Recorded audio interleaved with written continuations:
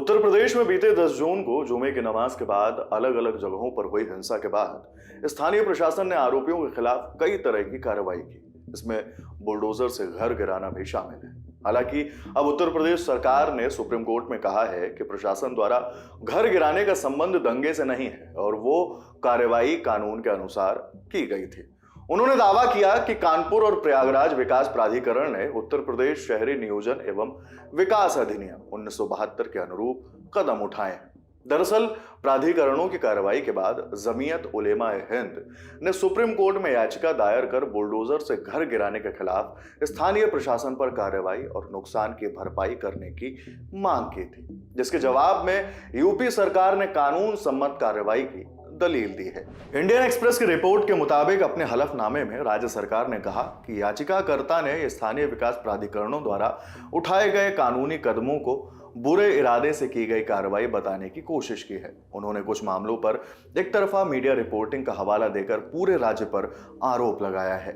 यह पूरी तरह से गलत और भ्रामक है। स्थानीय विकास प्राधिकरणों द्वारा जिन घरों को गिराया गया है वह 1972 के कानून के अनुरूप है।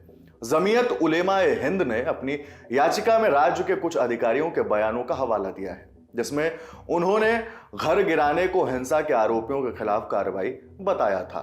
हालांकि इस दलील पर यूपी सरकार ने आपत्ति जताई और कहा कि याचिकाकर्ता ने राज्य के शीर्ष पदों पर बैठे व्यक्तियों और लोकल प्रशासन पर एक विशेष धार्मिक समुदाय को प्रताड़ित करने का आरोप लगाकर बदनाम करने की कोशिश की है। उन्होंने आगे कहा कि दंगे के आरोपियों के खिलाफ कानून के संबंधित धाराओं के तहत कार्रवाई की जा रही है। इसमें उन्होंने सीआरपीसी, आईपीसी, यूपी गैंगस्टर और असामाजिक गतिविधि रोकथाम कानून 1986, सार्वजनिक संपत्ति क्षति निवारण अधिनियम और उत्तर प्रदेश सार्वजनिक तथा निजी संपत्ति के नुकसान की वसूली अधिनियम 2020 का हवाला दिया है। उत्तर प्रदेश सरकार ने कहा है कि कानपुर में जो 2 लोगों के घर गिराए गए हैं, उनके मकान मालिकों ने यह स्वीकार किया है कि उन्होंने गैर कानूनी ढंग से इसका निर्माण कराया था।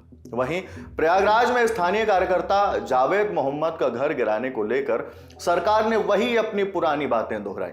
उन्होंने कहा कि प्रयागराज विकास प्राधिकरण को स्थानीय नागरिकों से कई शिकायतें प्राप्त हुई थी, जिसमें उन्होंने कहा था कि आवासीय क्षेत्र में अनाधिकृत कार्यालय बनाया गया है, साथ ही अवैध निर्माण और अतिक्रमण के भी आरोप लगाए गए थे। राज्य सरकार ने दावा किया कि जावेद मोहम्मद का घर गिराने का संबंध हिंसा के आरोपियों के खिलाफ कार्रवाई से जुड़ा नहीं है, क्योंकि उन्हें 10 मई को नोटिस जारी किया गया था और 24 मई को सुनवाई के लिए बुलाया गया था। यूपी सरकार ने आगे सुप्रीम कोर्ट में कहा है कि घर जाकर उन्हें नोटिस देने की कोशिश की गई थी, लेकिन परिवार वालों ने नोटिस लेने से मना कर दिया। इसके बाद बिल्डिंग पर ही नोटिस चस्पा कर दिया गया था। यूपी सरकार ने कहा कि जावेद मोहम्मद या उनकी ओर से कोई भी सुनवाई के लिए नहीं आया। इसके बाद सभी कानूनी प्रक्रियाओं के बाद उनके घर को गिरा दिया गया। हालांकि जावेद मोहम्मद के परिजनों का कहना है कि उन्हें प्रशासन से किसी भी तरह का कोई नोटिस प्राप्त नहीं हुआ था।